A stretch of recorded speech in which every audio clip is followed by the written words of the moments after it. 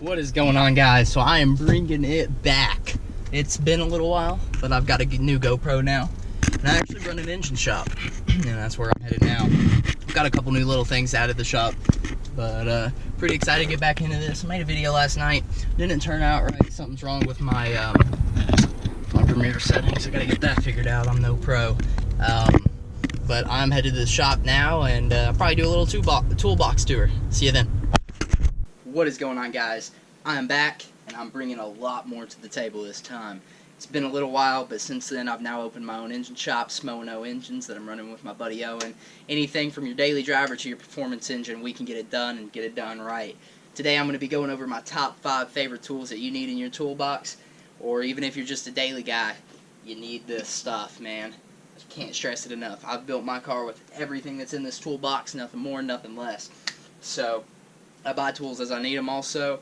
I'm not going to try to suggest anything that's unnecessary. I'm not against cheaper tools as long as they get the job done right. I've got some Snap-on in here, none of which I've bought new. There's very few tools in here that I've actually bought new. So without further ado, let's get to it. Alright, so for my number one tool, it's got to be my Snap-on 3/8 Impact. This is a great gun. You can get these super cheap nowadays. Get on eBay, man. I got this one for $80 on Facebook I got it for $80, and I got the battery and the charger and the gun. I just couldn't pass up. I couldn't get a new Craftsman one for that. I don't even think they make battery-powered impacts. Super important tool, and we'll pass it to the B-roll. It's got to be my Snap-on F80. So, this ratchet's like a good $114, $130 new. Awesome ratchet, man. I do really have to believe that Snap-on makes some of the best hand tools. I didn't buy this new. Like I said, I rarely buy any of my tools new. I've broken head bolts loose with this, and just about anything else you can think of. Throw a breaker bar on it and crank it, and haven't had one issue out of it yet. I got this for $12 on eBay. It was actually originally a vintage, older Snap-on, and I guess it's just not really one that people desire when they're vintage, but I guess people don't realize that you can just hop on the truck and get a brand new one. They can't even rebuild some of the vintage ones anymore, so if you grab yourself a vintage broken one, search eBay every day. I'm on it every single day looking for some vintage tools, because that is where you're going to find the best deals. If I were to see this, go for 80 bucks on eBay. If I were to find an older Snap-on like this, which we'll get to in a minute, 1/2 inch, you're looking at, I think I paid $25 for this 1/2 inch Snap-on. And when this one breaks, which it's probably going to pretty soon, the gears are pretty worn out, I'll just go get me a new one on the Snap-on truck without an issue. Yeah, let's shoot to the B-roll with that one. Alrighty.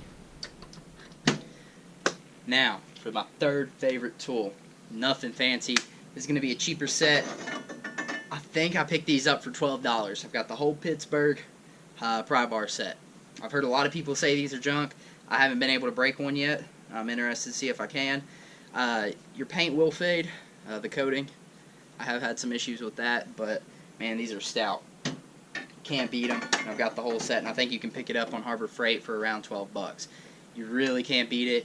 You can do about any job with them that you'll need. The one downside is they don't offer any with the impact side where you can hit it with a hammer, but I've done the same with it, so rock them out, man. If they don't work for you, don't get them, but you can get these for 12 bucks, or you can go and buy every single Snap-on impact for a good close $50 a piece when you can get a whole set of these for 12 bucks. I think these are the way to go. They're a cheaper tool once again, but they get the job done, and I've used them on a fairly daily basis.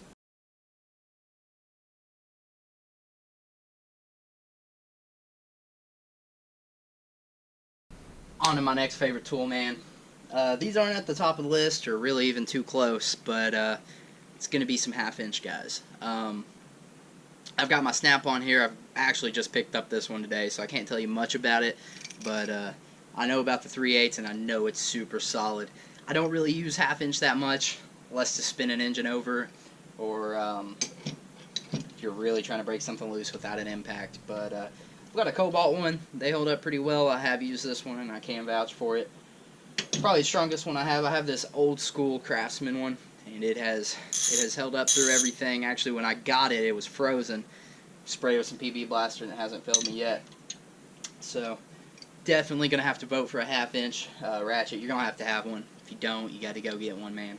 There's gonna be that one bolt where you're gonna absolutely need it. They're great for just about anything, and I'm gonna add one to that.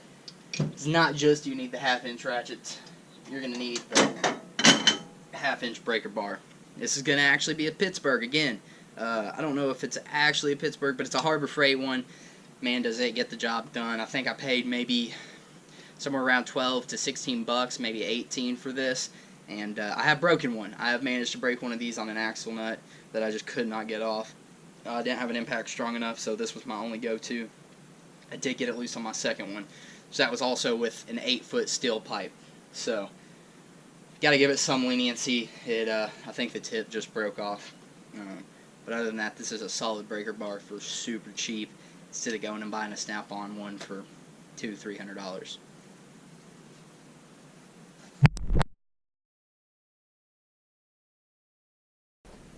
Alrighty, my next and fourth favorite tool has got to be our Proto Torque Wrench. This is more or less a shop tool, but is it nice? This is not a cheap tool. This is one where I'm going to say you need to break the bank on, and I don't mean Snap-on break the bank. I mean you need to get a decent one. I was going to buy an Icon one, but where we're assembling customers' engines, I don't really want to risk it. If you've ever seen the test, there's actually a real world tool review.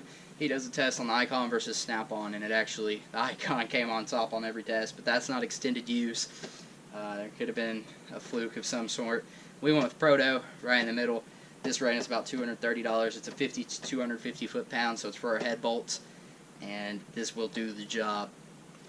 Super important tool to have, especially a precise one. Don't go buy a used one on Facebook. Try to get a new one. If you do buy a used one, get it calibrated. Super important if you're going to take things a little bit more seriously and put together your own stuff. Get yourself a torque wrench. Alright, for our last and final tool. This is more or less a set. It's super important. I picked this up for about 20 bucks on Facebook. It is a Cobalt 1/4-inch set. I have done many on-the-fly alternator belts, water pump belts, anything you can think of with that set. It's super important. Gets you in those small spaces. Gets you all the way from 4 to 14 on the sockets, the sockets. I would recommend adding a 15 to the set. Just throw one in there. Might be working with some oddball stuff. It's pretty important. I like to go as high as I can on my 1/4-inch. I love them. And that is definitely an important set. You can do just about any belt job on a car with that set. I'd maybe tighten it with a 3/8 if you got one. If you don't, this will do the job every time.